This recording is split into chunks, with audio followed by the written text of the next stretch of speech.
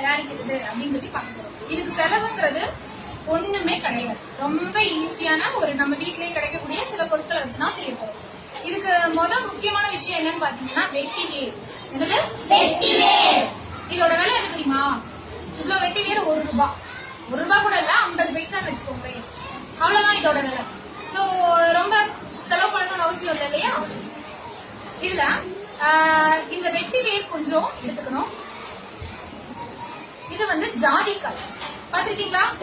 எல்லாம் கிராமத்துல இருந்து வந்து வர குழந்தைங்கன்னா எல்லாருமே வீட்டுல ஜாதிக்காய் அம்மா வச்சிருப்பாங்க. ஓகேவா? அதுல கொஞ்சம் மட்டும் போட்டுக்கணும். அதுக்கப்புறம் இது பாத்திருக்கீங்களா? கிராம்பு. கிராம்பு இதுல 2 கிராம்பு போட்டுக்கணும். ஏலக்காய் தெரியும்ல? ஏலக்காயில ஒரு 2 ஏலக்காய். இத போட்டு வெள்ளை துணியில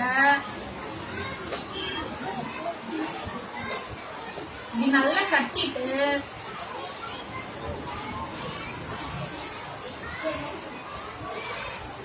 என்ன பண்ணணும்னா, இது வந்து மண்பானை, புது மண் கலயம். என்னது? புது மண் கலயம். இதுல 1 லிட்டர் தண்ணி இருக்கு. 1 லிட்டர் தண்ணியில இந்த சின்ன மூட்டைய உள்ள போட்டு என்ன பண்ணிடணும்னா மூடி வச்சிடணும். இப்ப நேற்று நைட்டு பண்ணுனீங்கன்னா இன்னைக்கு காலையில எடுத்து இதை பயன்படுத்தலாம். நம்ம இப்ப பண்றதுனால இந்த சாயந்தரம் பயன்படுத்தலாம்.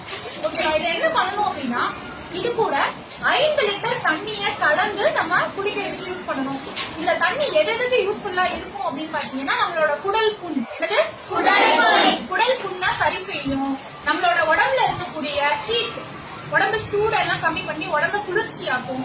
அதுக்கப்புறம் பாத்தீங்கன்னா வாய் துர்நாற்றம், சின்ன குழந்தைங்களுக்கு அந்த வயிறு புண்ணா இருந்தாலே வாயில வந்து ஒரு ஸ்மெல் வரும். அதெல்லாம் இந்த குடிநீர் வந்து சரி செய்யும். ஓகேவா? இது உங்களுக்கு நான் எல்லாருக்கும் கொடுக்குறேன். வெட்டிவேர் வீட்டுல போய் இன்னைக்கு அம்மாவை இந்த மாதிரி தண்ணி செஞ்சு தர சொல்லி நாளைல இருந்து குடிக்க ஆரம்பிங்க. ஓகேவா? அதுக்கப்புறம் ஒரு சின்ன விஷயம், இப்ப நீங்க வந்து நிறைய ஹெல்ப் எல்லாம் பண்றீங்க இல்லையா?